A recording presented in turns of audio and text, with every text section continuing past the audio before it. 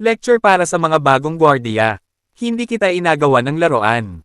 Dagdag kaalaman, munting kaalaman ni Kuya F. Santos. Storytime muna tayo and today's video is about sa magkapatid.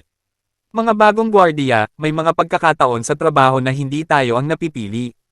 Hindi tayo ang inutusan. Hindi tayo ang isinama. At madalas, ang unang reaksyon ay, buhay pa ako, bakit siya ang inutusan nyo?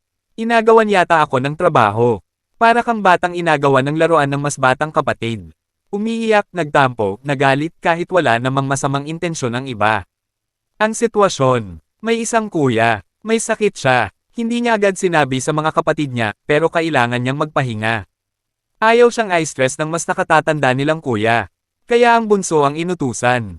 Pero ang may sakit, nagdamdam. Akala niya, ako dapat yon. Ako ang kuya, hindi niyo na ako iginalang. Ang hindi niya alam, sinabi na ng bunso sa kuya nila. Baka po magalit si kuya. Pero sagot ng kuya, hayaan mo siya muna, may sakit siya, kailangan niyang mag-recover. Ayoko siyang ma-stress. Ang bunso, hindi gustong agawan, hindi gustong ipagmayabang, nagmalasakit lang, tumulong lang pansamantala, kaugnay sa trabaho ng isang gwardya. Ganyan din sa pagiging security guard. Minsan, hindi ikaw ang pinili. Hindi dahil wala kang kwenta. Hindi dahil wala ka ng silbi. Baka may iniinda ka, pagod, stress, pagkalito, at ayaw ka munang eye pressure. Yung isa mong kasama, hindi siya nag-aagawan ng trabaho. Nag-aambag siya ng tulong. Nagkusa dahil mahalaga ang teamwork sa seguridad. Huwag agad magdamdam. Hindi lahat ng hindi pagkakapili ay insulto. Alamin muna ang buong dahilan. Baka may dahilan ng leader, concern sa kalusugan mo o kapakanan mo.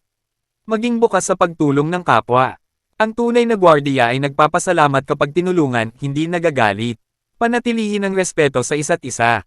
Walang agawan kung may malasakit. Walang kompetisyon kung may tunay na kooperasyon. Kapag hindi ikaw ang inutusan, huwag isipin na inagawan ka.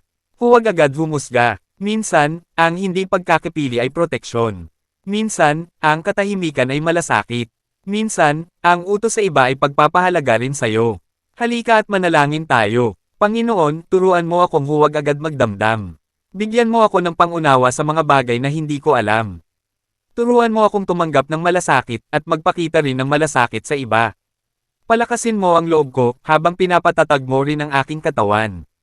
Amen.